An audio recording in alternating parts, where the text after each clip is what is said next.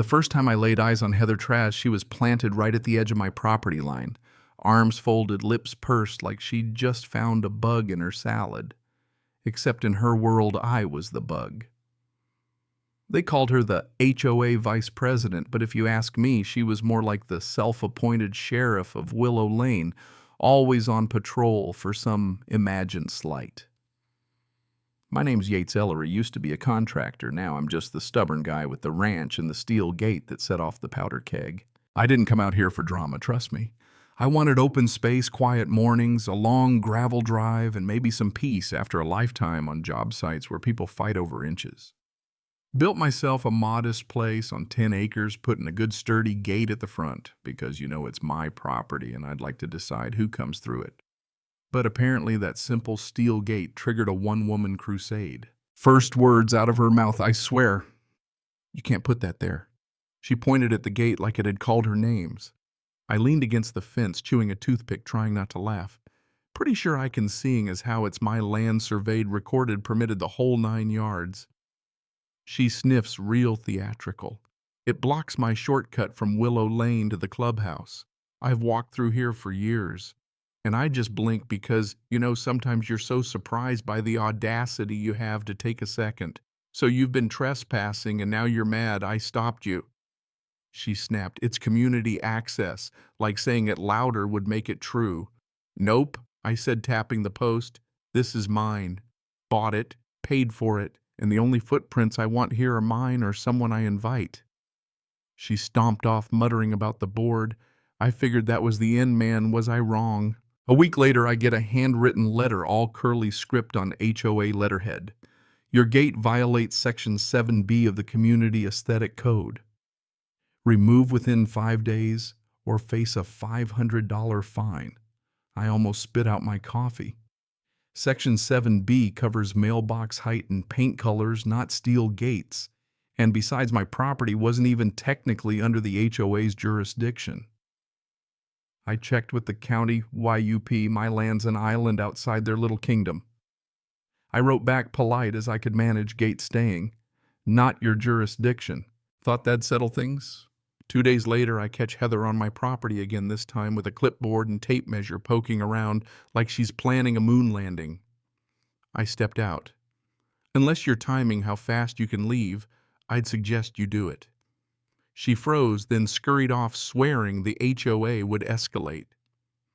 That night, someone dumped a pile of HOA newsletters on my drive, caught on camera. Heather in her sun hat unloading them at 2 a.m. I filed a trespass complaint. She got a warning. So I upped my game motion alarms, floodlights, the works. First night, 3:12 a.m.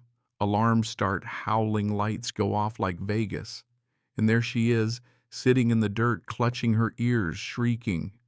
Looks like the shortcut's closed. Huh? You'll go to jail for this. Sign says private property, Heather. Push your luck. After that, the real show started. 3 days later, knock at the door. Mark Denslow, HOA president, steps up, slacks polo handshake like a wet noodle. Some concern about your modifications, he says. Installing alarms seems hostile. I just stared. Protecting my land isn't hostile. It's responsible. He softens his tone. We'd appreciate it if you could remove the more extreme deterrents. I said, so you're siding with trespassers?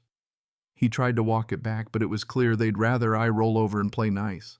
End of that week, I start finding survey flags and stakes along my east fence. Little plastic markers, some pink ribbon, a sign saying future HOA path expansion pending. I called the county. They had zero record of any application. I even stopped by in person, and the clerk, Shelby, told me, you're the third one in this month about that HOA. They're overreaching. I left with a stack of county records, suspicion growing. Next morning, a bright yellow violation notice gets taped, not mailed, taped to my gate. $1,000 fine for obstructing community development. I brought it to the sheriff. 2 deputies checked the footage, took my evidence, said, if they keep this up, it's not just harassment, it's fraud. That weekend, while I'm out for supplies, my gate disappears. I come home, gates gone, steel posts, cut the whole thing, dumped in the brush. Security cameras caught everything. Mark and another guy, gloves, hoodies, bolt cutters. Called the sheriff again this time. It's criminal investigators, not just deputies. Detective Rivas took one look at the video and said, "This is premeditated property destruction and concealment. Ready to press charges." You bet. I gave her everything, stills, timestamps, a full report. Talked to neighbors too. Turned out I wasn't the only one. Old guy fined for a bird feeder, single mom threatened for planting tomatoes, firefighter ticketed for a roof that matched his neighbor's. I made a binder, filed a civil suit. The judge let it go forward between the video trespass logs and fake notices the HOA was in hot water. Mark and his buddy got arrested for felony property damage. Heather lost it, showed up waving a clipboard, screaming about slander. I just turned on my sprinkler and let her get soaked. That evening, Diane from the board left a voicemail. She hadn't known what Heather and Mark were up to. Emergency meeting, she says. They invite me as a witness, not a defendant. I show up, bring my binder, and by the end of the night, Heather's stripped of her title, Mark's removed, and the fake committees get dissolved. Best of all, the board publicly admits my land was never in their jurisdiction, offers to reimburse me for everything. I cash the check, install a bigger gate weld the hinges, put up a new sign, private ranch, no trespassing, smile for the camera. But the story doesn't end there. Few days later, I get a letter from a city law firm, thick envelope threatening legal action over some historic easement. I hit the county records again. Nothing. No such easement ever. Turns out this law firm is a shell, just makes threats for HOAs. My buddy Reese, a municipal attorney, sends a cease and desist for me. Think it'll cool things off. Wrong. Power goes out one night, lines hacked, not chewed. Next, my barn's broken into. Gasoline dumped, photo of Heather with "You're the problem" scrawled in red. Detective Rivas finds fingerprints, turns out Curtis Lane, a contractor, paid under the table by Heather. Cops raid his place, find stacks of fake documents, HOA letterhead, even forged easement paperwork with my name. Curtis folds under questioning, blames Heather. Cops show up at Heather's house and she comes out in cuffs. The local news has her mugshot. Charges include conspiracy, fraud, obstruction. She even tried to destroy evidence. The HOA board shell-shocked votes to dissolve the entire association. County takes over, fines and silly rules vanish overnight. We have a barbecue, real one this time. Old man brings his grandkids, single mom brings salsa, Diane shows up with wine. She hands me a folder. Heather was skimming thousands in fake invoices paying family members. That folder goes to the DA, and next thing, the whole region's HOAs get audited. By year's end, 2 more HOAs are dissolved for similar fraud. You'd think that would be it, right? Nope. I get another envelope, this one with a forged map and a new community corridor drawn through my property. Rivas brings in the feds' Agent Rowe from the Bureau of Land Management. He uncovers that Heather and a former treasurer, Alvin, used a fake notary to quietly annex bits of private land for years. Alvin by then is in the wind. But Rowe traces wire transfers, fake companies, even ties to a developer hoping to build a resort. My land was the last piece needed for a road. If they'd managed to prove an easement, the state could have used eminent domain to take it. But the evidence piled up too fast, too public. Federal charges come down: wire fraud, forgery, conspiracy. Heather pleads guilty, gets 7 years.